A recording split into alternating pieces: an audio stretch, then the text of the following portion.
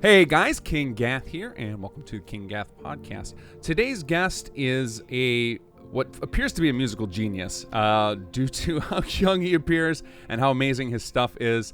Welcome, Sergey Neiss. Yeah, how do I say the nice, last name? I guess. Nice. Yep. Right, yeah, right Thank you. Welcome. Yeah, thank you for the warm introduction, man. Thank you very much. Yeah, welcome. It's so funny. Whenever I find names of people that I want to have on the podcast, sometimes I see a name like yours and I'm like, all right, I gotta get ready and focused. So if there's an accent, I can handle it. But your English is insane. Like I watched or listened to you sing, and I was like, oh my god, this guy is this guy Russian? There's no way. Well, again, thank you very much for the nice compliments.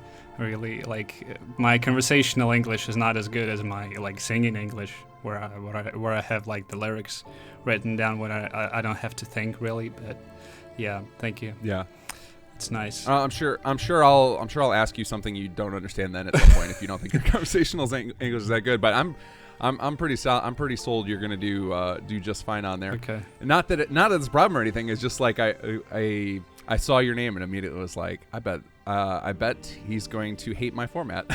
But we'll see how we go here. So you've been doing music for a long time, I'm guessing, based on the quality of some of your stuff. Yeah, I've been doing it since age 7, I guess. Been doing music since age 5, really. So it's the only thing that I'm really good at. So I don't have much choice to do anything else really now. But and I've been doing some stuff on my computer, electronic music since 2015, I guess. Yeah. Then joined the project, the Fallout Miami project and Fallout Cascadia project when I was in late 2017, I guess. Yeah, that's the timestamp. Yeah, I was just gonna say we should give people your background of what is your involvement in the Bethesda mod community. So you're the lead sound guy for music and sound effects and just sound in general for Miami, and then you've done some music work for Cascadia. And are you doing sound effects for them as well? Yeah, sound effects as well. But sound effects is a more minor thing when it comes to mod projects, because most of these sound effects are already in game. So there's only has to be sound effects for stuff that is new and new weapons and stuff, or there's gonna be snow in Fallout Cascadia, so there has to be sound effects done for this snow walking, I guess. Yeah. Oh yeah, the footsteps in snow, pretty distinct. Yep. Yeah, definitely need that. That's I didn't even think about that. Cascadia is definitely gonna have to have snow. It's so far north. Yeah, for sure. I'm so used to playing the bright, colorful Commonwealth anymore. I don't even think about snow. Although it does look really cool. I've seen some of the mods that do the winter overhauls, and they actually make me want to go play in snow and Fallout. It looks like it fits beautifully. For sure. So you've been doing music since you were a kid. Mm-hmm. What did you start with? The piano or? Yeah, I started out with piano. I really like telling that story. My parents asked me if I wanted to play piano, and so I said yes, of course, because I was really fascinated with musical stuff when I was just even younger than 5.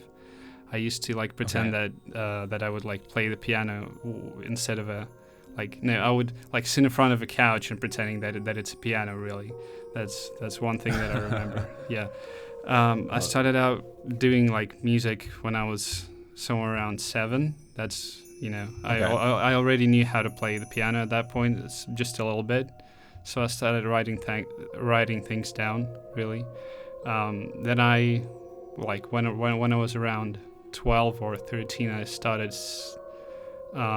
doing this thing that I really adore now, which is writing songs.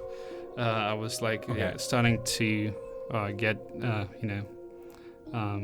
my English wasn't as good as it is now, but I started writing lyrics and stuff like that, and started writing rock songs at that age.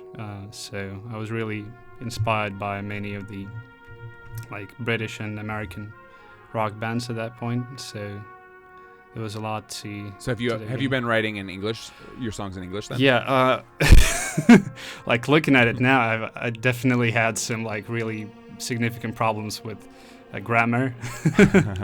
Sure. Yeah. Hey, that's perfect for music. Yeah, that's perfect for songs. Yeah.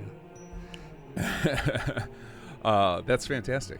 How did you keep sticking with it? Like I remember when I was a kid, I started learning to draw, and I was like certain I wanted to be like a cartoonist. I was obsessed with like Disney and Looney Tunes and all that stuff, and I was like, I want to do that, and I did it all the time. And for me, I think one of the reasons that I was able to stick with it for a long time, because not a lot of people are. Not everybody sticks with their hobbies from when they're kids to their adults. And for me, I stuck with that because it was one of the few things that my parents would let me do as much as I wanted of. Did you have a similar situation with music? Like, how did you manage to stick with it from 7 years old all the way to adulthood? The main reason, by the way, it's really awesome that you're drawing. Are you still drawing, by the way?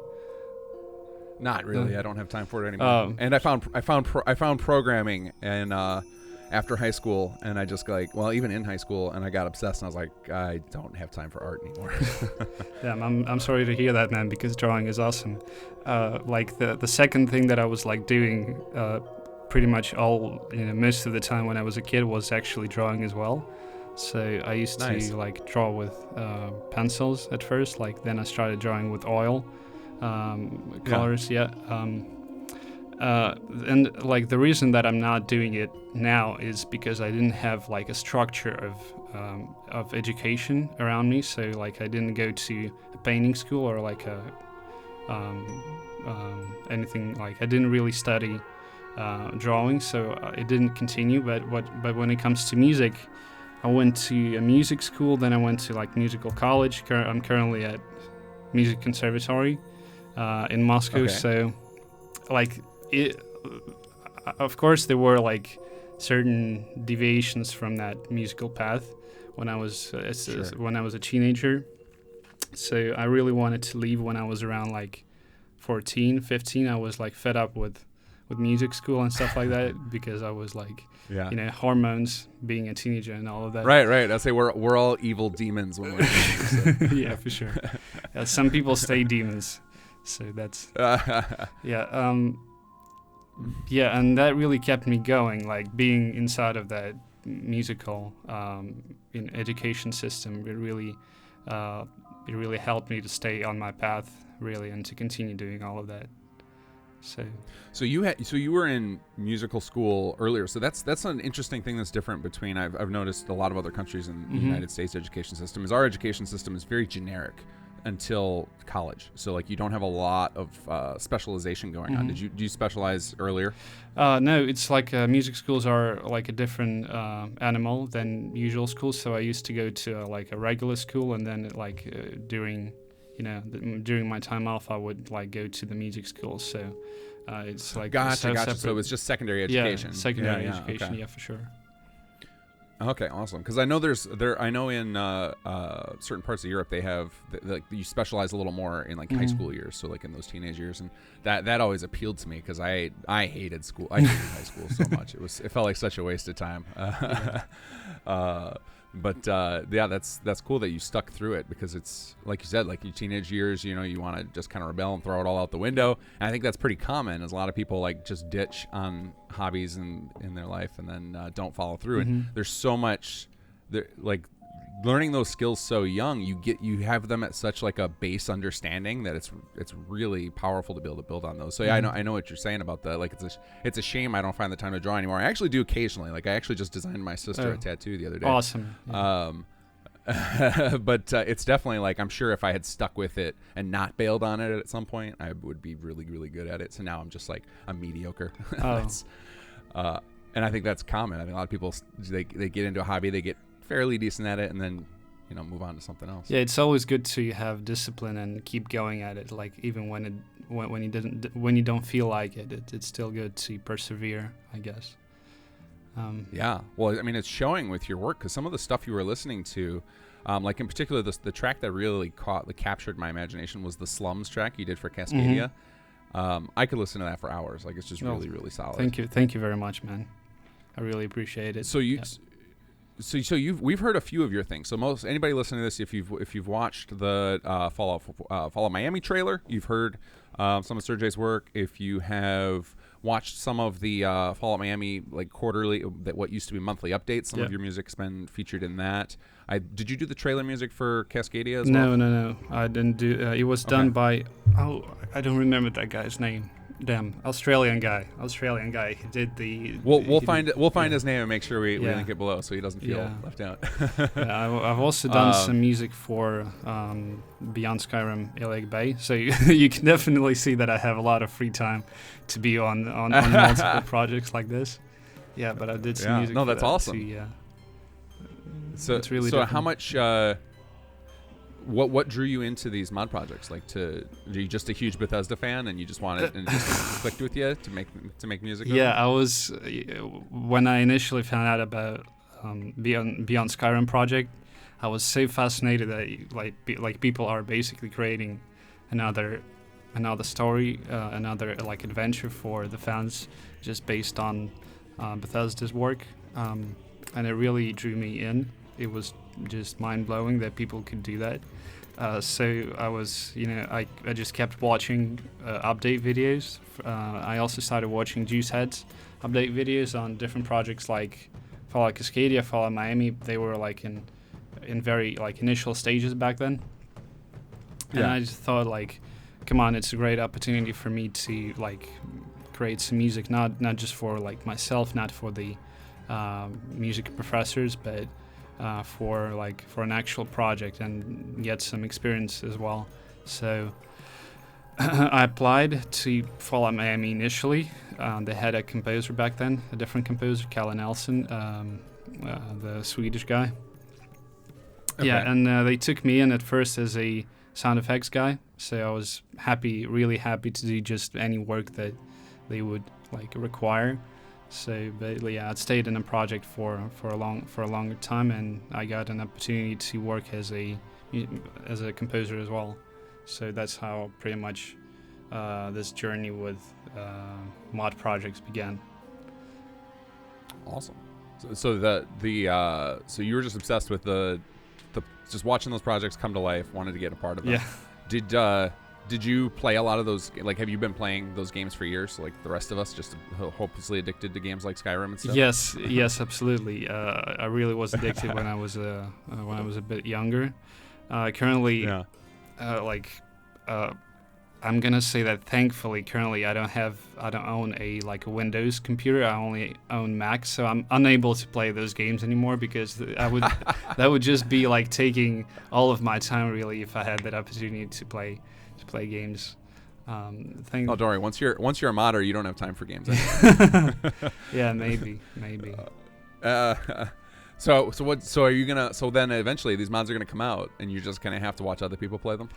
Yeah. I really want to. I saw the walkthrough video of Fallout New California. I watched it on some Commissar something the guy's name had Commissar in it, so I really enjoyed that game, the gameplay walkthrough. So I really try to stay updated with what's going on in the mod community just by watching walkthrough videos, and it's really enjoyable as well. So that's. Yeah, that New California, I've been watching Gopher play that because I don't have time to play it myself, and I'm so impressed with that project. Yeah. It's the fact that they rode through 7 years of development is just amazing. That's really badass. Yeah, that's how you do things in life. You persevere. Right. It's really and it's very hard to commit to stuff like that, for that amount of time. I think like most of us when we're younger, when we hear about things like 5-year plans, we're like, 5 years? Who thinks that far out? And then it's like, but if you want to complete something like a video game without funding, that's what you got to do. Yeah.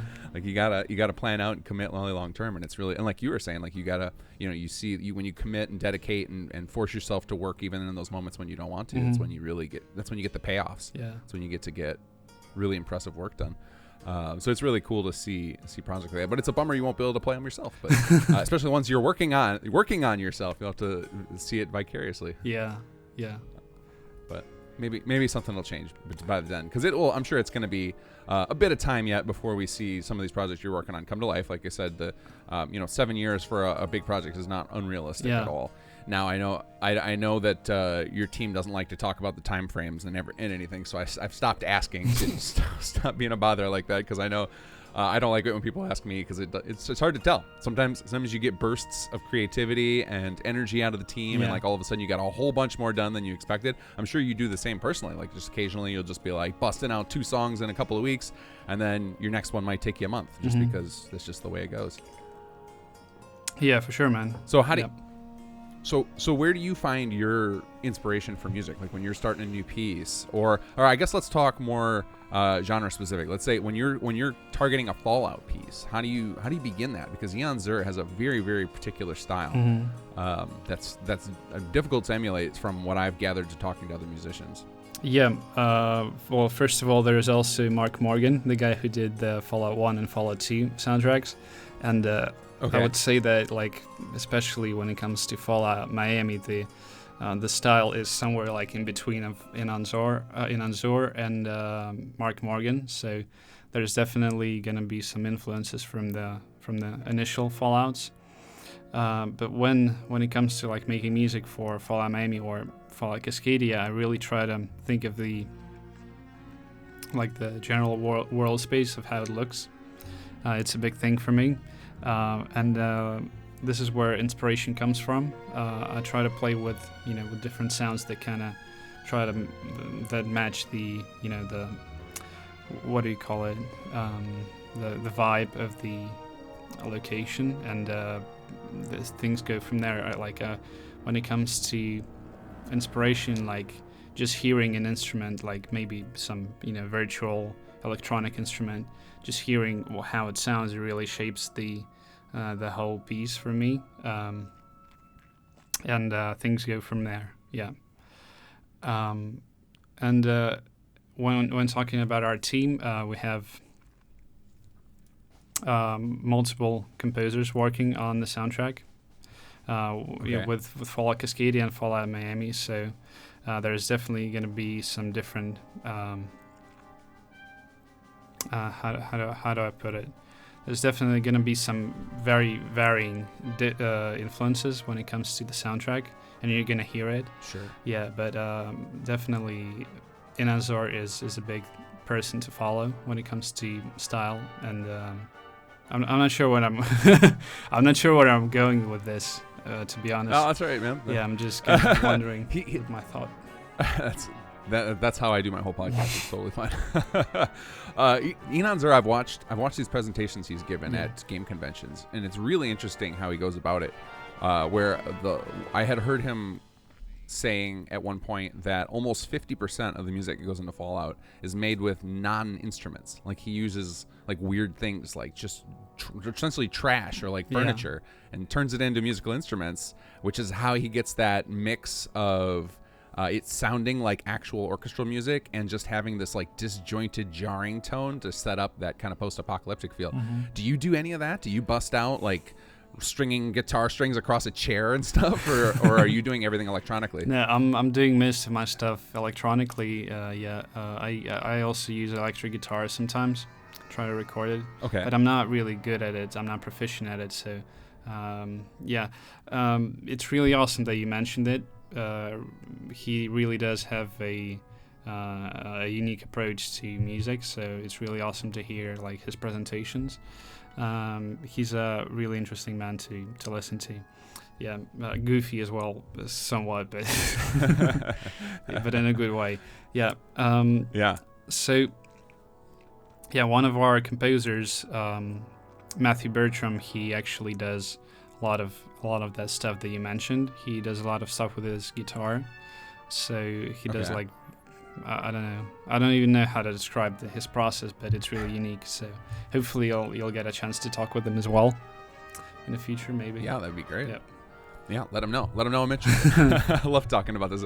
Music is fascinating to me because it's something that My family is very into. So like one of my sisters can play like 40 different instruments. My mother used to be a semi-professional singer. Like I have a lot of music in my family, but I just never took to it. I can't do it. And like I have no singing voice. I've tried to learn piano and guitar, and I'm terrible at it. I just don't have the rhythm for it. So it's like, but I love it. Obviously, I think everybody loves music. That's kind of silly to not assume as much, but I think music is so important to entertainment. Like it makes like movies and video games a million times better, because it ties in your emotions to everything and it makes it all kind of come together. So I really, really appreciate musicians, and when they really can hit the nail on the head with game music, it's phenomenal. And that's like Ian Zur, I think, is one of my favorite for game composition. Yeah. I just absolutely love the Fallout soundtracks. And so it's cool to see that you guys are trying to take inspiration from that and try and make it fit in. And from what I've heard of your tracks that you have on SoundCloud, you're definitely heading in the right direction with that, with the capturing that Fallout feel. Yeah. But still keeping something unique, because obviously you're creating unique atmospheres and for these mods, and so you can't just like copy, otherwise why just use the Fallout 4 soundtrack? Why bother making new music? So there's something I've started investigating in the creation kit, because we tried to set up this system for some settlements where when you arrive at a settlement, it changes the music to fit the like how well your settlement is doing, and whether or not a faction controls it, it might change the tones. And I realized the music system is way deeper than I anticipated. It has this system, it's like a palette system where you kind of create looping alterations of a track, and then it dynamically creates the music as your player's going through, and then it'll swell into like combat music. It's really fantastic. Have you guys started tackling some of that stuff? Yeah, we definitely keep that in mind. We will have palette tracks as well alongside fully completed tracks. And to those who don't understand, probably it's most people who don't understand the system, I will explain that like the Fallout 4 uses the system where basically music has 3 layers layer 1 might be percussive instruments and percussion drums. Second layer might be some synthetic pads, or like just playing chords, stuff like that. And the other one might be just some random noises, stuff like that. Yeah, and they really do play like automatically whenever something happens. Say like whenever a combat ensues, then the percussive instruments become more pervasive. Then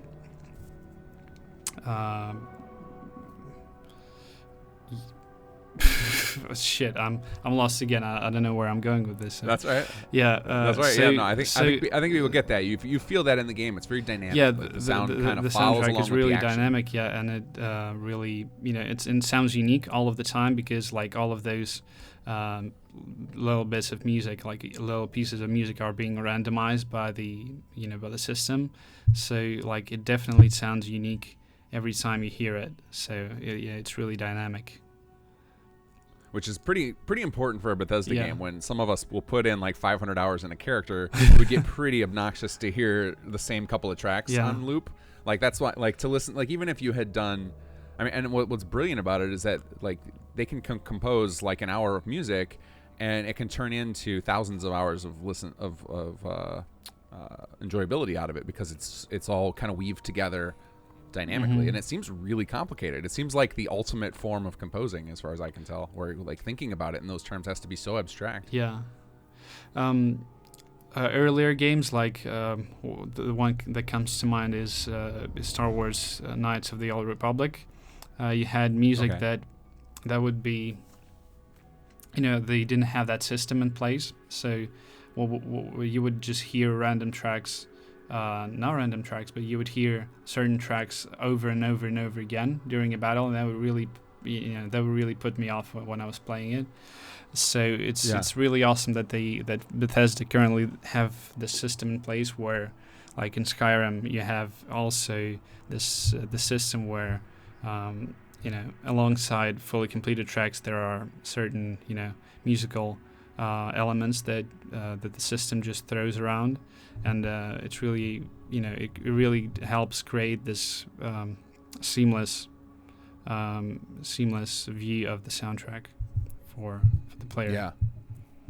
Yeah, absolutely. Yeah, it's so awesome to see, and you can the sound system, or the music system rather, in like the creation engine is very, very capable of being expanded beyond what Bethesda's done. So Bethesda has done a certain amount with it because they only want to dedicate so much space because they're always worried about console.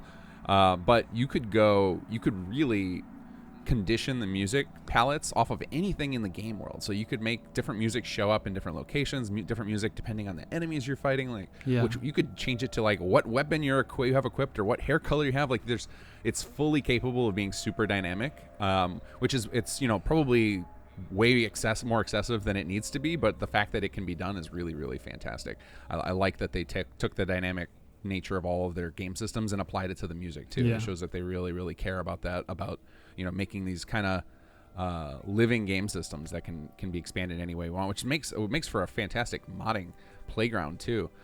Is there anything, knowing that, is there anything creative or unique that you're going to try and do with the Cascadia or Miami soundtracks that maybe you haven't seen done in the existing Fallout stuff? I'm not sure. I'm not sure what can you gain by, let's say, attaching a certain music track to or to a random hair color. But it's really awesome that we have this system in place, and it's really cool to play around with it. When it comes to our projects, we're simply doing like what Bethesda has done. So we're gonna have fully completed tracks alongside palette tracks for different locations. Mostly, we're gonna have like most of the stuff done for what we call generic day tracks and generic nighttime tracks. So you would hear certain music elements all across the wasteland. That's how Bethesda does it pretty much. With but it's when it really comes down to what the programmers can do with it. So I'm not really into that programming side of things, so I can't really tell what can be done with the system beyond what Bethesda has done. But it will definitely be cool to try some things out while we still have time to do that. So thank you for the from the heads up about the more possibilities of that system. Yeah, my examples were pretty stupid of like hair color and stuff, but really like any element you could think of in the game can condition the music, which is just like insane to me. Like that's why we started experimenting with the idea of like, all right, well then let's attach a score to our settlements, let's attach a faction to them, and then we can tie the music into those, and like that makes very interesting things in the dynamic scope of things. Like Bethesda already does that. If you go, for example, in Fallout 4, while you're in the Prydwen, the music is different than if you're in the castle, for example. So it like has some themes based around the faction that is expected to be there, and then we just took that and be like, well, if we can make the faction dynamic and then change it accordingly. And it's just I'm sorry, go ahead. Oh no, I was just gonna say it's just really fun that we can do that. That's just like tip of the iceberg stuff. Like you could do anything you could think of. Like you said, you're doing day and night, you're doing the zones, but again, it's more expandable than that, and it's hard to think of exact options or options that might be useful, but it's I think it's useful to know from the musician's perspective of the possibilities, just because you have your mind is in like I'm a very like logical thinker as far as everything that I like to systemize everything in my head, and but I don't think about it in terms of music. It tends to be in terms of like computer systems. So when you look at that information, if you approach a game from the perspective of music, you could probably do a lot more with that information than I could. Mm-hmm. Yeah, sure. It's really good that you're a systematic thinker. Well, this is something I could learn from, by the way. Certain locations will be occupied by different factions at certain periods of time within Fallout Miami and Fallout Cascadia as well. So we'll definitely have different types of music for which faction is occupying a certain location. Sure. Now, do you guys do anything as far as combat music, or are you going to rely on the stuff that Bethesda included? Because I like their combat music. I think it's fantastic. Yeah, we're gonna have a certain amount of unique battle tracks for Fallout Miami. And by the way, just a heads up, Fallout Miami is a sort of a DLC type of project. So we will reuse some music from the vanilla game. But Fallout Cascadia is a whole different thing. It's a new game based on Fallout 4's engine. So it won't use any music from vanilla game. So all of the music. Oh, interesting. Yeah, so all of the music will have to be unique, and of course, we will have a lot of battle tracks for that in place. That'll be interesting. Some of the combat music and like the I think they call them stingers. Like that stuff just sounds so fun to make. It's like little bits of horror movie, little bits of action movie. Yeah. Like there's just a lot of cool sounds going on with those. What do you find is the most enjoyable part for you to work on? Like, do you like doing the ambient tracks? Do you like doing those types of like the stingers or the battle music? What is the one that you like doing the most? I really like doing just ambient tracks. Dungeon tracks are my favorite. I don't know how, I don't know why, but I just kind of have a knack for them. So maybe you can call it a talent for making dungeon tracks. It's something that I really enjoy doing for both Fallout Miami and Fallout Cascadia, and also Beyond Skyrim as well. And like most of my contribution to the Beyond Skyrim Lake Bay has been dungeon tracks. What would you say the primary difference is? Like, so for somebody like me, I don't know how to talk music. Yeah. What would you describe, like maybe in your process, what is the difference in doing, say, an ambient track in the forest versus something in a dungeon? Like, what are the music's, like the instruments you use or the style that you go for that I would be able to hear the difference? Yeah, definitely the instruments are the thing that really carries the emotion and the style vibe of the tracks. So you wouldn't really have, let's say, I don't know, flutes and harps in a dungeon track, because they sound, they definitely have a certain color to them. You would rather use them in a forest instead of a dark dungeon, but you would instead use certain percussive elements, like percussive instruments in the dungeon, or I don't know, I used bass guitar in one of the tracks for Fallout Cascadia. And low brass, for example, but it really comes down to what type of sounds you can get from an instrument, and then it goes from there. So yeah, sure, definitely instruments is the biggest thing when it comes to nailing down the vibe of the track and the atmosphere. Sure.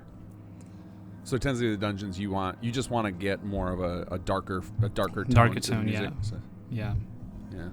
Okay. Although, on second thought, I'm sorry, I used low harp sounds in one of the dungeon tracks that I've made for Fallout for Beyond Skyrim. So I'm sorry for saying that a harp can only be used in a forest location.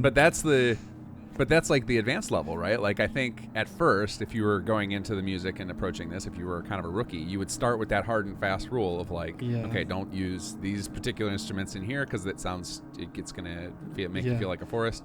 And then you're just like, oh, well, I'm next level. I'm bringing that harp in. We're going to make it work. Yeah, for sure. Yeah. That's awesome. So you love doing those tracks. Have you done many of the combat music tracks yet? Have you gotten into that at all, or are you focused on the stuff that you find most enjoyable? Because I think one of the cool things about when you're in the early stages of a project is you can kind of just do your favorite stuff because you've got the whole map of things to do. Yeah, I've done a couple combat tracks for Beyond Skyrim and Fallout Cascadia. I haven't done any battle tracks for Fallout Miami, unfortunately. I will have one done hopefully soon for the Dreamers faction, by the way. So I don't know if you guys know, but the Dreamers faction is the neon type of influenced what is that? So Hotline Miami influenced faction. So right. So you can get some of that synthwave vibes going on in there. Yeah, definitely some techno stuff as well. So like Nice. the interesting part will be to combine, let's say, Inanzer's style with synthwave and like with the techno electronic music or electronic dance music with that.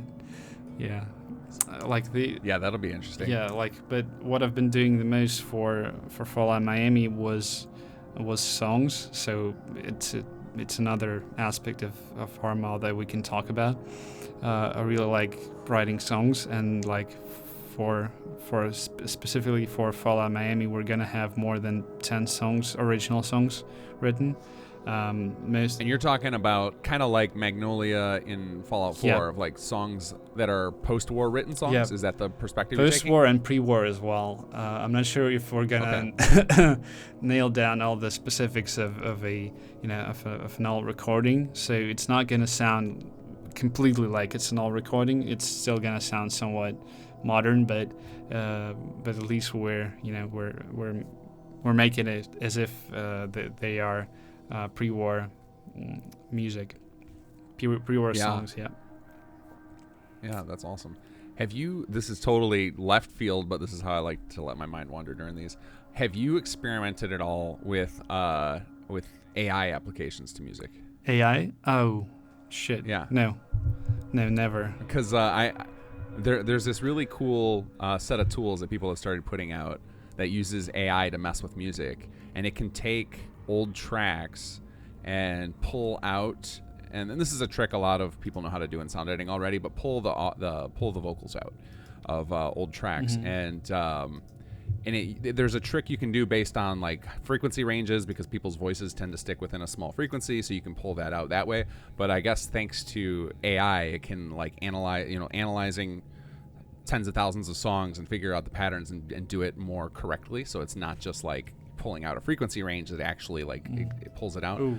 But one of the things that struck me is like, if it can do that, then realistically it should be possible to do. Have you seen any of these videos on YouTube and stuff, or just images and articles about like people taking AI and making like art in different formats, like taking like the Picasso approach and like applying it to different paintings? So it's like, here's a photo and then we turn it into a Picasso painting or whatever. Have you seen any of this stuff? Yeah, I've seen some of it. Yeah, and I've heard a lot of like AI composed music, AI composed tracks.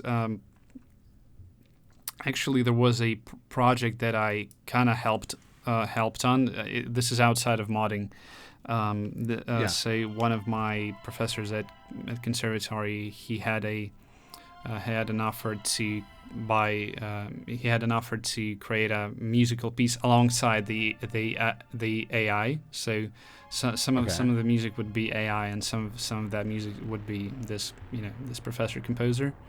And I kind of helped him a little bit on that project, so it's really, really interesting. I'm hopefully I'll be able to link it so people can check it out. Yeah, that sounds really interesting. It seems to me, where I was going with that is, I bet it would be really cool to see an AI manipulation of like, feed it like a whole bunch of synth and techno and stuff, and then be like, all right, now take that and apply it to like the Fallout 4 soundtrack and see what it creates. Ooh. You know what I mean? Like, what does like an old Bing Crosby track sound like in according to the AI if it had actually been made as a synth song? Like, that like would be cool to see. That would be crazy, yeah. Like, it seems like that's coming. Like, if someone's not already working on it, or somebody might already have created it. So anybody listening, if you already know of such a project, comment on it. I want to go check it out, because that seems like it would be fun to play with. Yeah, it's definitely like, it seems like one of those. Yeah. Yeah, absolutely. Like, have you seen like the app that's really big right now, where you can take your face and see what you look like as the opposite gender, or if you were or like really old, stuff like I could see somebody doing that with music, like convert any song in real time into some other genre. Like, that could be really fun. That would be really awesome to play with. Yeah, that's really fun. But it is gonna knock people out of jobs. So it's also scary. Taxi drivers are gonna lose their jobs somewhere in the future, in the near future. Musicians as well. I'll be just like. Oh yeah, I mean, I think even the fact that it'll be artists too. I think like a lot of 3D assets and stuff are going to be automatically generated. Like, it's going to be, we're going to be in a jam. I don't think we understand how quickly it's going to happen too. Because some company like Amazon's going to make a polished version of a software to do that, roll it out to a bunch of companies, and it's just going to be like massive layoffs of like a whole sector. Oh shit! Which Yeah. it's gonna be fun times, but that's a whole discussion. But I just am fascinated by the fact that AI can do music. Like that's crazy, because you think that's such a human expression thing, and then we can train computers to do it. Yeah, like it's still somewhat goofy and not really up to the standard of modern the modern greatest composers. So it still kind of does some like weird stuff. But it's definitely something to look forward to when the technologies improve. Yeah. I bet it could make a passable pop song that no one would know the difference. Yeah, like a Eurovision song that would be just like awful. So all right. So on that twist of topic, you said you're in school for music. Yeah. Do you learned piano originally? Do you train primarily in classical, or do they at your school focus on all sorts of genres? Like the professors you're studying under, is it very orchestra classical oriented, or is it a mix? Yeah, unfortunately, it's mostly classical oriented because my soul really loves music that is not non-classical. So like I really love music for video games, for films and stuff, like the stuff that is outside of the like academia. But yeah, I'm really like when it comes to studies, most of that stuff is classical. Yeah, but there's some interesting stuff in there as well. Definitely a lot to learn from. Yeah, I think absolutely. I mean, it's the foundation. Yeah. Like everything else that we listen to more on a daily basis is all its roots are all in classical. Like that's where people figured out everything. But to me, I think that seems to be a great place to go if you want to do video game music, because even though a lot of video game music now is, will be a little more modern feeling, it's still during, if you're doing RPG style, like if you're doing stuff like Fallout or Elder Scrolls or anything like that, or even outside of that, you tend to have the underlying tracks, like the real low background tracks that aren't supposed to be front and center. Those are all going to be classical based because you don't want them to be too distracting to the player. Yeah, certainly. So is video game music a career goal? Is that like the direction you'd like to go into, or is that just something you're doing now because it's fun for you? I don't really like to talk about my goals because like I have a fear that they won't come true. Like if you talk a lot about them, this is kind of I don't know the word for it. Is it like never mind. So I know what you're talking about, and the word's not coming to me, but superstition. Superstition. Yeah, I'm very superstitious. Yeah. So yeah, but definitely it's really? something that would be really awesome to do for the rest of my life. Okay. So it's really it's one of my goals to be in, potentially be a professional video game music composer or a film composer. Yeah. Oh, awesome. So, okay, that film, that leads me to another question I wanted to ask you is, are you doing, so something we've started doing in Quest Mods on our team is we've started doing kind of cutscenes with them. So like when there's like, rather than just doing Bethesda's like bland, you just talk back and forth to a character, we'll have multiple characters involved and we'll move the camera around. In that scope, sometime when we do that, we're like, man, we really could use custom music for this to like, play up the emotional parts of that. Do you guys have anything like that on any of your projects where you're writing music specific to a scene so that you can play up? Like I know Bethesda did it very rarely. Like I think the only time they do it in Fallout 4 is during the scenes with Father, where they're trying to like hit the moments of shock where you learn about Sean and like when he's dying. Like those are the spoiler alert for anybody who hasn't played that in Fallout 4. Those are the only points they really do that. Otherwise, they avoided it and went with mostly dynamic music. Are you guys doing anything scripted, like anything where you're composing specifically for a scene that's going to happen in the mod? Yeah, we're gonna have more of that in the future, in the coming I don't know, months, years of development. There will be some Enclave related stuff that will require original music for like specific scenes, but awesome. So like the Enclave arrival will be the main thing for Fallout Miami. But other than that, thankfully our our games are not very very cinematic, so they won't have many of that. They won't have that many instances of music created specifically for certain scenes, and there won't be many cutscenes, by the way. So like the other moment that comes up is the Pridwin arrival. Do you remember from Fallout 4? Yes, you're right. Yeah, that was a pretty epic moment. Yeah, it was a really epic moment, and it's great to have those sprinkled on top of the RPG gameplay. Yeah. So. Yeah, well, it's a good chance to explore that cinematic feel of like where you get to feel like you're composing for a movie. Yeah, it definitely does feel like a great opportunity to do music for scenes like that. And it does make sense that those would be like the last. It would make sense that those would be the last things you do. Though. Yeah, like they're one of the last things that we're gonna do. Yeah. Because otherwise, if you change the pacing of something, then all of a sudden the music's ruined. Yeah, that will also have to correlated with the scripting team, because it has to sound and look good all together, because you really don't have one without the other. So. Mm-hmm.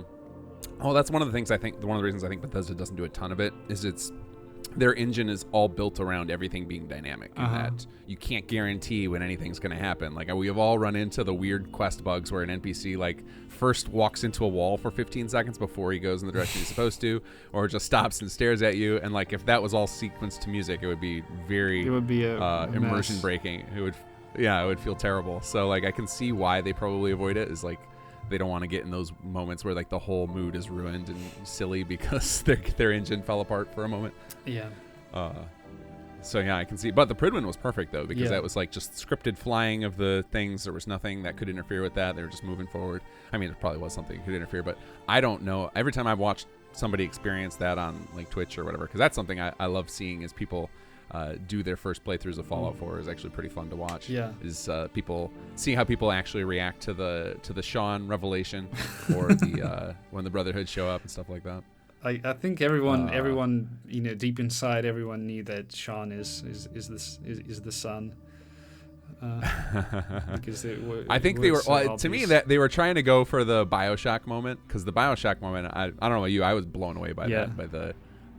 That was right around the time they would have been that game would have came out right around when they would have been developing Fallout 4. So they're probably we need that moment. We got to have that. Yeah. So not a ton of cinematic stuff, which is to be expected. I can tell you from our attempts to do it, it's very unreliable. We'll come up with this, we're able to pull it off for the sake of making cool videos, and then when it comes to real time, when players actually experience it, there's 50-50 shot, the whole thing crumbles. Ooh. So that's not so good. I can see why. Yeah, no, it's unfortunate, but it is what it is. That's the game engine we decided to play in. Yeah, I mean, some RPGs pulled it off. Witcher 3 had really a lot of really awesome cinematic moments in there. So yeah, I'm not sure what the probably the engine. I think they actually do cinematic though. They'll actually fully script everything out, whereas Bethesda stuff, when we say scripting out a cutscene, really all we're doing is we're trying to use the general scene to move NPCs around and their generic AI to do it, as opposed to fully animated sequences, which I think are what games like Witcher do, because they know they want it to play out perfectly. So it's just all right, we'll just animate this and hit play on our animation. It can't really screw up. Whereas Bethesda, when you do cutscenes, you're literally just relying on the same AI that controls the crappy combat to move the NPCs into position, and it's pretty sketch. Yeah, they can't win. But I think that's part of the charm though. Of Bethesda games. Obviously, they've got a certain wonkiness about them that is. They're so endearing. Yeah, it's really really nice. Especially when you see it all come together in chaos moments occasionally, where systems are all crashing together and giants are fighting dragons, stuff like that is amazing. Yeah. So you say you wish that your schooling was less focused on classical. Is that something that will change as you go further into your schooling? I imagine at some point you get into thesis territory where you can kind of have some say in things. Is that a direction that's available at the schooling you're doing right now, or is it going to be just giving you the full foundation of classical based, and then you're on your own to explore beyond that? Yeah, pretty much the last thing you said. Yeah, pretty much on your own once you finish the bachelor's degree. So I'm currently on my last year of bachelor's degree. Hopefully, I will be doing a master's degree somewhere, perhaps somewhere else. I don't know. Again, Sure. superstition comes into play. Right. Don't want to talk too much about it, but Yeah, no. hopefully I'll be able to continue my studies somewhere, where music for film and music for video games will be a part of the whole learning process. Yeah. Sure. Yeah, but we have awesome. we have a couple like film composers currently at our conservatory who are professors, so it's really nice to have a chat with them from time to time. So we're not really like it's not super strict about being classical. So there are people that are outside of the classical norm, I'd say. So Gotcha. Yeah. Yeah. That's it's interesting you're thinking about the superstition, because it's actually grounded in some like totally normal psychology. I've heard is that there's a thing that a lot of people deal with, and there's two ways to approach this. I tend to be the one, and it sounds like you're the other. Is that there's the goal manifest, is that by speaking your goals aloud, you kind of commit to them because you've let other people hear them. Yeah. So then you're kind of holding yourself up to that standard. Yeah. And that's where I like to be at, but I didn't always. But the other side of that, what you're talking about, I've heard is that sometimes people who announce their goals, they just by announcing it and talking about it, they get all of the high, like they get all of that excitement and endorphins for talking about it. And then they don't feel like they have to actually do it anymore. And they're like, well, that was a fun thought experiment. And like that would be me. That would be me. I'm sorry. Yeah. I'm sorry. That's the way it is, I guess. Yeah. So that's totally normal, I guess. Is that like then by withholding and not talking about your goals, like then you're kind of you're kind of like focusing on, I'm just gonna make this reality, and then instead of it ever being a goal or like something that I'm getting the free cheap high off of, I'm gonna actually have to like do the work and get there, and then I get my reward. Or maybe it's the other way around, where like you have some thoughts about pursuing something, but then you don't tell anyone, and then when you don't actually get to it, you don't feel like people are judging you. So oh yeah, that's the pessimistic way to look at it. I'm going to give you the benefit of the doubt here because you are obviously willing to commit to things and are accomplished at stuff. So I would say that would be the lazy side of things, what you just described. Yeah, but it's still kind of relevant, I guess. Sure. Well, it can be scary sometimes especially if you've got big ambitions of like announcing those out, and then it's scary to fail. But sure. It's whatever your specifics of your goals are, getting into video game music is really, really cool. It seems like it would be really rewarding, especially with if you get into some of these bigger companies, knowing like so many people are getting to hear your music, and it's really rewarding. It drives them for a long time too. Like knowing that, especially when you look at these Bethesda games, how many hours any individual person puts in, much less if you looked at the total hours played. I know plenty of people who play Fallout 4 still who have like reached like 4,000 or 5,000 hours played. Like that's how long they're just like immersed in Enon's music. Like that's crazy. Yeah, for sure. Yep. So is that if you did, so let's go hypothetical. We won't talk about specific your goals, but if you were to get into game development, do you have a company you'd like to work for, like Bethesda or otherwise, or a genre that you'd want to be making music for in the game industry? That's a really tough question, man. It's one of the hardest questions you can ask, probably.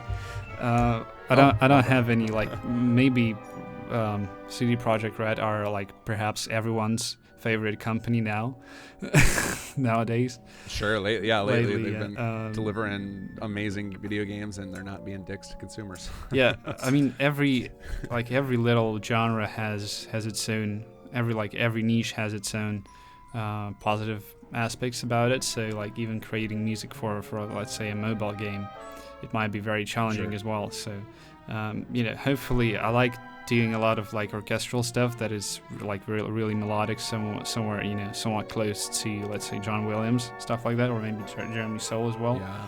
So definitely projects like that would be related to Star Wars would be perhaps ideal. That would be like a really awesome goal to have to compose for that. But just in general, yeah, games that have a lot of exploration to them, parts. That would be really interesting. So you're looking more into doing like big, epic, like thematic music as opposed to maybe dramatic, scene-based music. I mean, they go hand in hand, really. Although doing music for. Yeah, I've done music for like a really small project that was done by my friend, and there has to be like really repetitive music that would repetitive, not in a way that it's bad, but it just would be repeating time and time again. So it was a really awesome challenge to try and compose something that would not be bland and repetitive for that project. So. I'm not sure how to describe it better, but yeah, it would just. Are you just the person that you just like to have a challenge in front of you, regardless of whatever genre it is? Yeah. You just need to have a challenge. Yeah, I guess you can say that. Okay, that's fair. Sure. So then it might be interesting just to try out a whole bunch of different work for a whole bunch of different studios, a bunch of different projects, and see what feels nice. Yeah, that would be definitely not sticking to a certain niche would be nice. Yeah. Sure.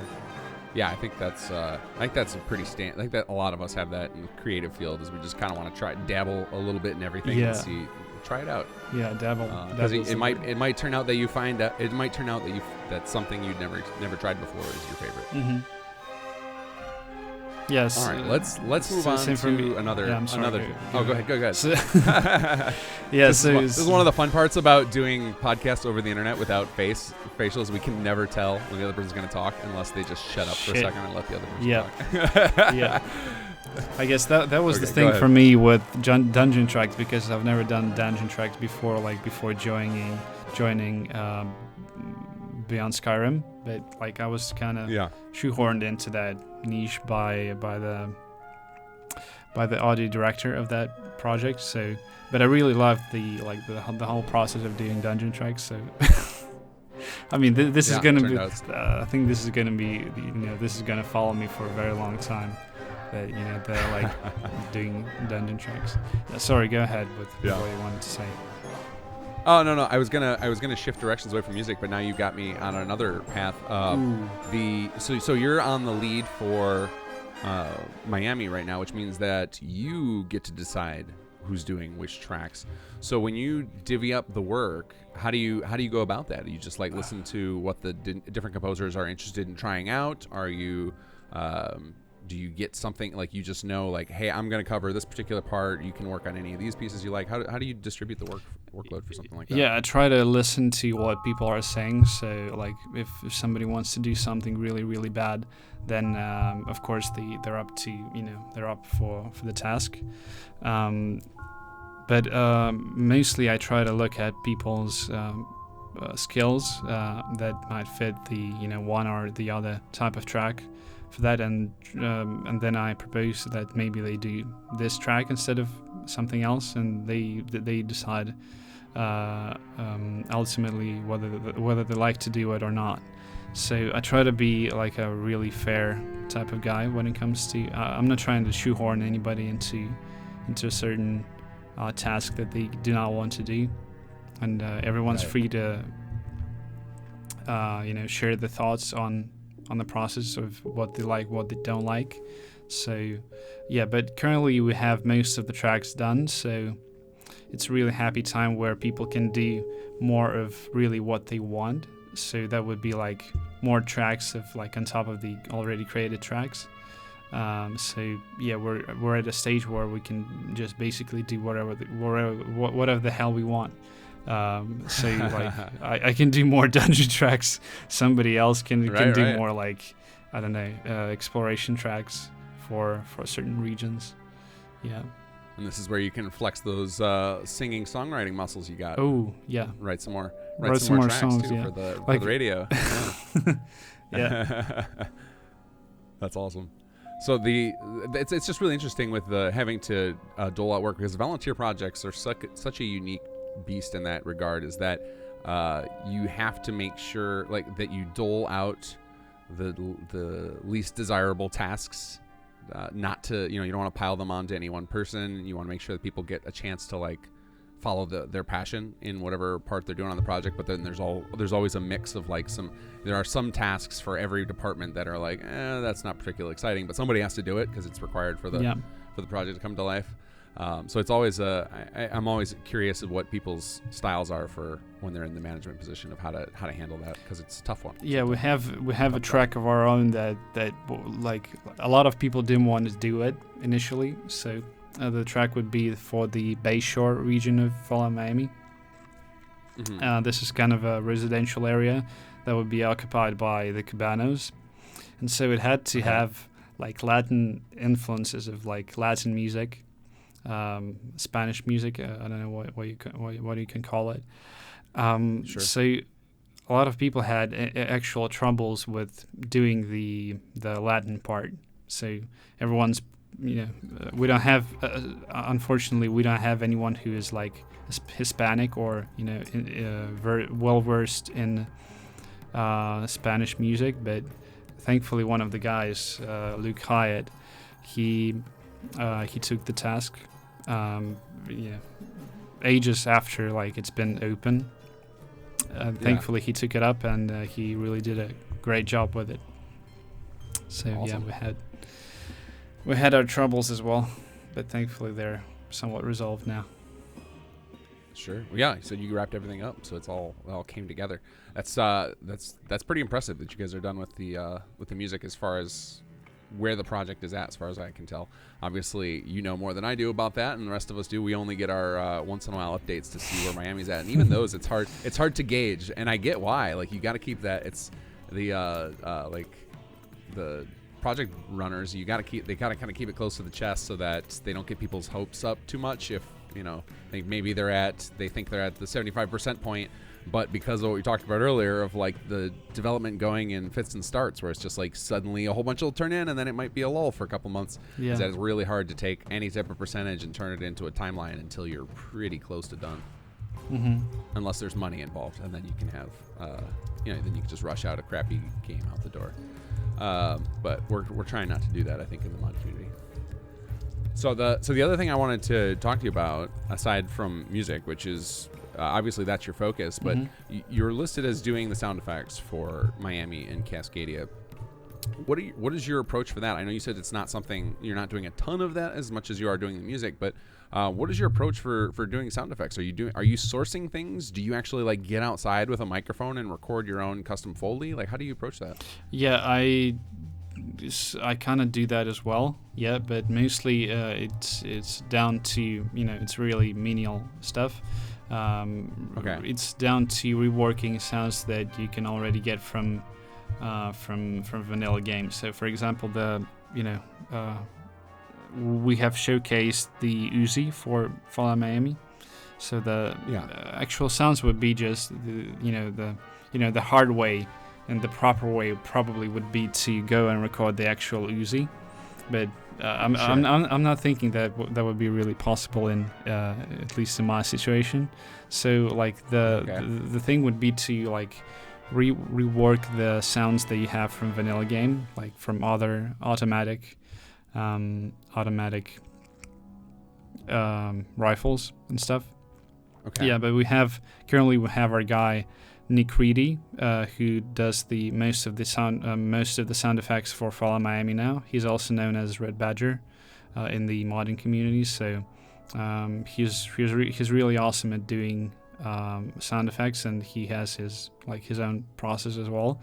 But for the most part, it's just done by the way of reworking sounds that you can already buy from libraries and stuff. So it's not really like a passion project of going outside and recording, stuff you can. Yeah. But I think like the very exciting part was the very exciting thing that I saw on YouTube was how like the gore sounds were made for Mortal Kombat. It's like really messy. They had like this sort of like weird green sort of liquidy thing that they had to like work with to get the gore sounds like of breaking bones and stuff like that, or like squished hearts and stuff like that. So yeah, I've watched a lot of videos on Foley creation just because I'm curious how people do it, and they get into really weird stuff. I think it's less so now because there's so many great sound effect libraries to choose from.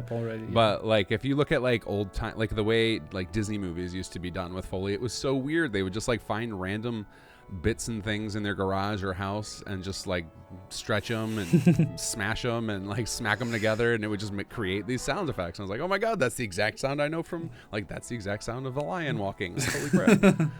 Yeah, like I think it would be a perfect job for many people, like ideal sort of thing to do.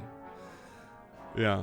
So, but you're finding for the sake of these mod projects, it's not necessary. There's plenty of stuff to choose from between the vanilla game. Yeah, it's really boring. It's really boring. Yeah, we have to mostly choose from the libraries that we bought and stuff like that. Yeah.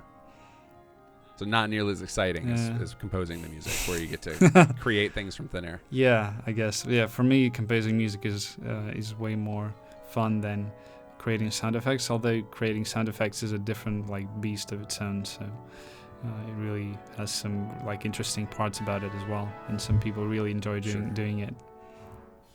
Yeah, and it seems to me like that's another one of those things that probably comes later in development, because for example, if you need a timed sound to a particular asset, it needs to be in its final animation state before you're creating sounds for it. Yeah, but thankfully we have our a team of awesome people on our project who are happy to do that, and we have a really close collaboration of the main lead animator and the lead kind of sound effects guy who I already mentioned who he is. They really have a really nice working relationship, and so they mostly collaborated with each other on different animations and stuff. Sure. Yeah, that seems like you could kind of meet in the middle there with the timing of the animations and the timing of the sounds, especially if you're limited to certain library things. Because even outside of libraries, even when you're doing, creating sound effects from Foley, like getting it to time up perfectly to the animation somebody has in mind is a challenge. And I know with voice, like when people did animation, you wouldn't animate the characters' mouths until after you had the sound, as opposed to vice versa. Trying to get somebody to talk at the exact pace the mouths were moving, it just doesn't make any sense to do it that direction. But I would imagine with the modern tech, you can kind of do it collaboratively like that, where you can adjust the animation a little bit, or you can adjust the sound pacing, I don't know the terms, like when you squish it together a little more or expand it to lengthen it out a little bit. Like you can kind of meet in the middle and find a happy medium where it looks amazing and sounds amazing. Sure. Yep. Yeah. So doing all this composing for these projects, do you feel like with each of these tracks you're putting together, do you feel like you're getting better and better? Like, do you feel like you listen to some of the stuff you created in 2017 and are ashamed of it compared to what you're doing in 2019? Like, are you growing at any pace like that, doing these? Because it seems to me, for myself, as I go through and do more mod projects, I keep learning more and then keep thinking like, oh man, this would have been a way better way to do that. And then I go look at my old stuff and I'm like, oh, that is terrible. Do you have that happening with your music at all? Sometimes. But it mostly comes down to like production quality that I have. So obviously in the past, the things that I was doing, they weren't like up to the standard of, let's say, modern composers, stuff like that. So they weren't up to the standard of the biggest companies that you have, like who are composing music. I'm kind of lost. Just a little bit. That's okay. Yeah. It mostly comes down to project quality, like in terms of production. But the music that I was making, like in the past, it's still like good music. So. Gotcha. Yeah, I don't really feel. You can just kind of go back and remaster it. No problem. Yeah. And sadly, I never do that because I'm mostly like doing new projects now. So I don't have time to rework the older stuff. But Yeah, it's a really good question, by the way. So thank you for asking. It's really awesome to think. I would imagine you're. Yeah, it is fun to think about too, and sometimes it can be inspiring to go back and redo old work, just to see what you would do differently or what the new outtake would be. So that but you can't have much time at all if you're working on 3 massive projects that I know about that you've told us. Who knows what else you got cooking? You said you got your secret goals, but how much time does it take you to keep up with these 3 projects? Because these are not small projects. I mean, you're effectively working on 3 different video game sized projects. Yeah, well, I'm at an interesting point where pretty much all of my personal work on each of the projects is pretty much done. So I don't have that much to do now. So I mostly have to do like the actual, keeping stuff up to. I don't know how to put it. I have to keep things in control for Fallout Miami, just basically that. But so just team management. Yeah, team management stuff. But when it comes to Beyond Skyrim, the project of Iliac Bay is pretty much done, and there will be an actual release of the soundtrack very, very soon. The whole soundtrack will be around 4.5 hours. But this is not just composed by me, but it's composed by multiple people, mostly by Alex Jordan, a really awesome composer, by the way. Hope you'll get a chance to talk with him as well, because he's a really fascinating guy. He did a lot of the soundtrack, but my part of that is pretty much done. So I'm done with that project. Okay. There's not much to do for Fallout Cascadia as well, and there's a couple songs for me to still finish for Fallout Miami. So I'm at an interesting point where I'm basically still a part of those big 3 projects, but I don't have that much to do now. Interesting. But definitely in the past, things were like too heavy sometimes. When I had more school, I had more projects to handle. Things were definitely getting out of hand at some point, but thankfully I got through it. So yeah, I can imagine that could get pretty stressful with all those. You're trying to keep up with your school and then doing all those. But it's a blessing, but it's a blessing really when you have something to work on. When people kind of expect you to deliver something, it's really a blessing to have that in your life. Yeah, I would agree. I would rather have way too many things I'm supposed to be doing than not enough. Yeah, for sure. That always feels good to me, knowing that there's enough people who care about what I'm doing that I have to. I've got to deliver some stuff. Like I'll deal with the little moments of stress here and there. Yeah, it's always nice and get through it all. Yeah. But I don't think everybody's up to that task. Like taking on 3 big projects is kudos to you, sir, because not everybody can hang with that. Even though, like you said, you're not managing all of them necessarily, and you finished up a lot of your work. It's still a lot to be involved with that many. So it'll be cool to see all of your work come together and come to life. And it sounds like we'll get to experience some of that through Beyond Skyrim relatively soon. You mentioned it has 4.5 hours worth of music. What do you think the soundtracks are going to come in at for Miami or Cascadia? I really can't tell it, but it will be around 3 hours, I guess, for each. Wow, that's a lot of music. Yeah. And then, I mean, realistically, it's infinite. Like you said, you're going to be doing a lot of paletting, and so it'll generate some dynamic music at runtime. So. Yeah. That's impressive for a free project. Like to have that. I wonder how many hours of music come with Skyrim. Like, what does the soundtrack for Skyrim have? I think it was around 3 hours as well, somewhere around that. Wow.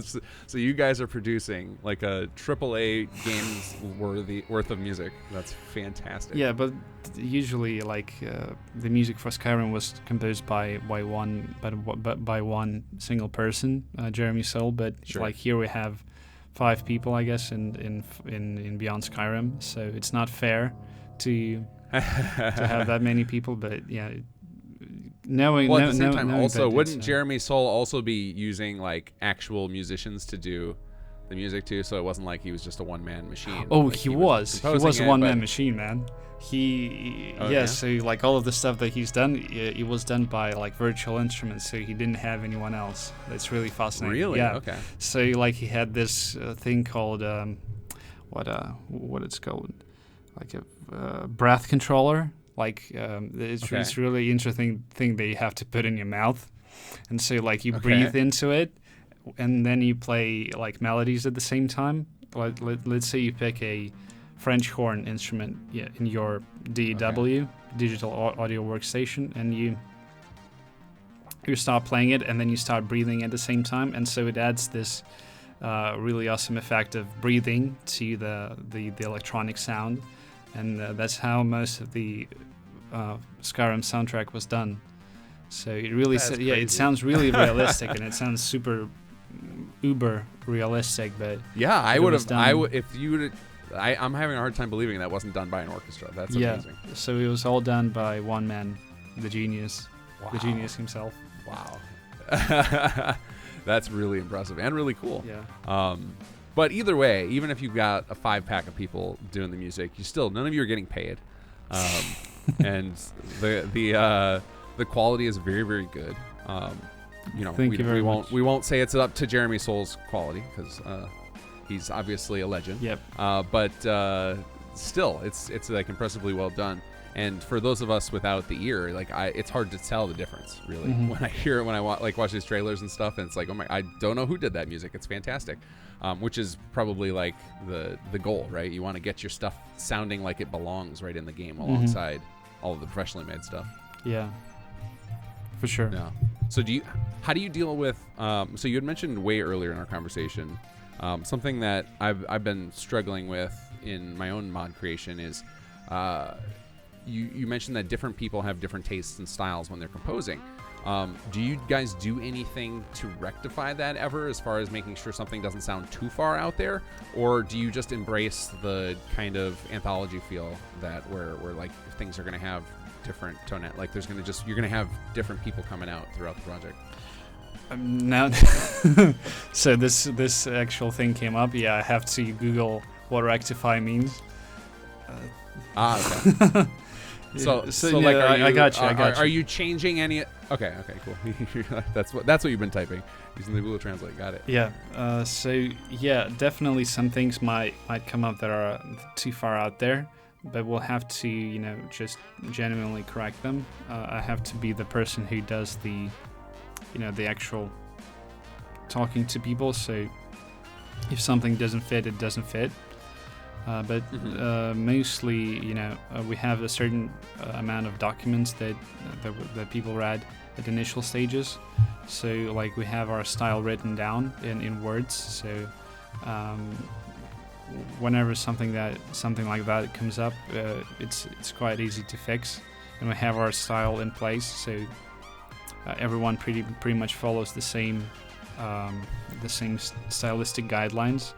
And we have all of that in place, so we don't have like any weird type of soundtrack in there. Like I was watching the Control, the new game that came out, the Control Control gameplay or like walkthrough. Like the music there is so weird, especially like in the menu. I guess it's like it's been done by somebody weird. I don't know. I mean, that makes sense because that game looks weird as hell, with all the crazy mind stuff going on. So I think that was that fit totally for them to do crazy weird music. But it would be jarring to have some of that music crop up in the middle of Cascadia. Yeah. Which so that's what I'd imagine that could come up. Even with style guidelines, is you're just going to have people who have different visions for the direction you should go in, and so you gotta kind of rein that in some respects. And sometimes it can be fun to have a little bit out there. Like for example, for our project, we've got writers with very, very different styles on the project, and sometimes it's fun to have like a random quest to be like totally out there in a totally different style. But if it's if you have like 2 quests in a row in your main quest that are completely different in dialogue writing style, it's going to be pretty jarring for the player. And so I imagine the same thing could happen with music, where if you have one track flowing into another and they don't match well enough, that it's going to pull people out of it. Yeah. I just Googled the soundtrack was done partly by the guy who did who did the sound audio work for Limbo. If you remember that game, it's do you remember that game? Which game? Limbo. Limbo. No, I don't think I ever played Limbo. Oh yeah, it's like I think it was made for like smartphones, but it was really Okay. awesome. So I'm sorry for saying that it was made by somebody weird. It's definitely pretty cool. Okay, I'm sorry. No, that's right. I don't think he's listening. he'll never find out. Yeah, they'll never find out. Thankfully. That's interesting that that you said something that is interesting to me as a PC gamer and being in the community of a lot of PC gamers is that you now have mentioned a mobile game you've liked and the fact that you aren't against working on mobile games, where I think it's almost become a meme how much PC gamers tend to despise mobile games. Like if you think about when the Diablo mobile game was announced and like everybody freaked out, and then like that up on stage and them talking about like, you guys own phones, right? Like that there's usually so much animosity. So it's interesting that you obviously don't share that animosity and respect mobile games. I don't have time for them personally. Like some of them look really cool. I just never get around to playing them. Yeah, definitely. I don't have time for them either. I think I played it like 3 years ago or something like that. But like Angry Birds is cool. I think the problem for me is they fill a void I don't have. Like I think if I had like a public transit commute, like if I had to spend like 45 minutes on my way to work every day, then I would love to have those. But like I just don't have that in my life. Like I work from home, so it's I just there's no time where I would play them. You're that kind of person. You're happy. Yeah, you're probably very happy. I am quite happy. Yes, I very much enjoy my commute of 0, and my dress code of underwear. Like nice. It's fantastic. Nice. No, that's not exactly accurate. I actually find that one of the things I found quickly working from home is that you actually have to be more disciplined than if you have a real job, because otherwise you'll quickly go broke. Yes. So like I have to sure. make sure I get up every day and get dressed and go get my coffee and do all the things like very strict, or I'm gonna fall apart and quickly become unemployed, and that would be no good. Yeah, for sure. Yeah. But I will say no commute. I wish that on everybody. That is fantastic. Yeah. Man, it's been awesome talking with you, and very very interesting to hear from a musician's perspective how things go and working on a game, because it's something that is very very foreign to me, but very very fascinating. Is there anything that we haven't talked about with this that you think people might be interested to hear about with, as far as like your work on music and games? Because I don't think it's a language everybody speaks. I think it's something like everybody loves music, but I think it's a relatively small minority of people who fully understand it and understand what it does for things like video games and movies. Yeah, like a final word would be, I don't even know what to say really. Yeah, definitely music plays a great part in any media where it belongs, like video games, films. Definitely, it's something that brings life to a project. So yeah, I'm really thankful to have this opportunity to work on something that people care about. It's really awesome that we got to talk about all of that today. So that's pretty much like, if we're already finishing up, then that's pretty much all I wanted to say. Yeah. Fair. I guess one last thing we can talk about then before we wrap up here, because we are a little earlier than I had you scheduled for, is if you were to advise people who want to get into game music, what would you tell them? Like if you got somebody new, or maybe somebody who's they've been dabbling in music and they want to go further, they want to get into video game music, how would you tell them to go forward? I would advise them to first of all up their skill if they can. So to just keep working on stuff until it becomes good. Then to obviously apply to a mod project, because many upcoming mod projects need and require soundtracks, and it's a great opportunity to work on something that is like resembling an actual game development process. So Sure. Yeah, I'd agree with that 100%. I think that goes for any skill set, but it's cool to see that music is so hard for me to wrap my head around. I have no idea how you do it. How do you make music? Like it's can't. If only I could tell you in a couple of words, that would definitely. Yeah, you can't impose magical wisdom that'll make somebody an instant success. Oh, definitely can't. Yeah. No, but yeah, what projects like Fallout Miami and Fallout Cascadia and Fallout and Beyond Skyrim, what they have in common is that they have a lot of people that are very passionate about their work.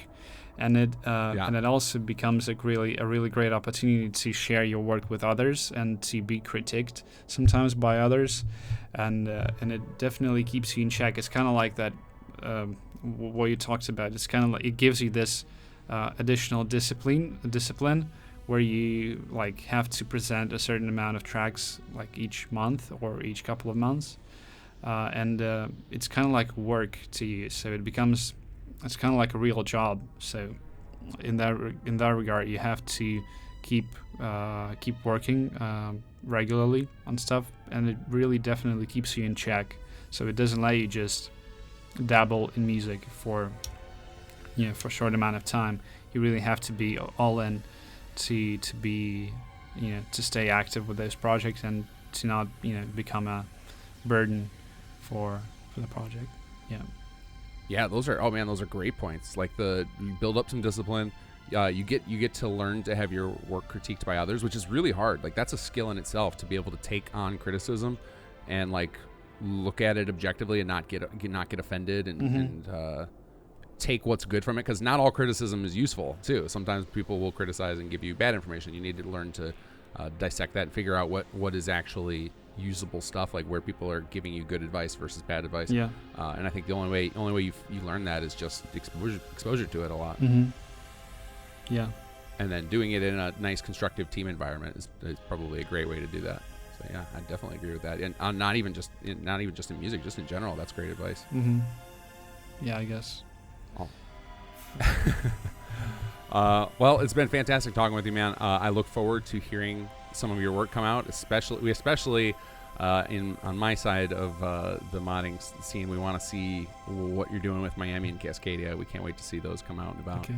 So thank you for volunteering all of your time and effort to getting those projects moving with their music and sound effects. And thanks for taking the time to talk to me today. Man, thank you for having me. It's been a blast. I really enjoyed it. So yeah, thank you very much for giving people the opportunity to share the work that they do on your podcast. Like you've invited already many leads from Fallout Miami, and you've also invited Pontus Jansson, the guy who did the trailers. So it's really an awesome opportunity for us people that are involved in modding to talk about modding even more. So it's really awesome that you give us this opportunity, man. So thank you. And I'm trying to do better about letting you guys take the mic, because I know I am a talker. Sometimes I prattle on too much of my own stuff. So hopefully you guys are getting to say everything you want to say. Yeah. Because I think it's unfortunate that so many people work so hard on these projects, and then a lot of them never, like, no one knows the particulars. Like you look at these giant mod projects and the number of people that work on it. I mean, it's the same thing with like movies or video games or anything. There's so many amazing artists and talented people involved, and most of them are just like a little blip at the bottom of the credits, and most people never get to hear from them, which is unfortunate. But I don't know there's a solution to that. But this is my attempt to help with that. So great work, man. Yeah. All right, man. Well, hopefully I'll get to talk to some of those other musicians you mentioned. So if you want to have them get in touch with me, we can talk to them as well. Yeah, for sure. Right on. All right, take care, man. Take care.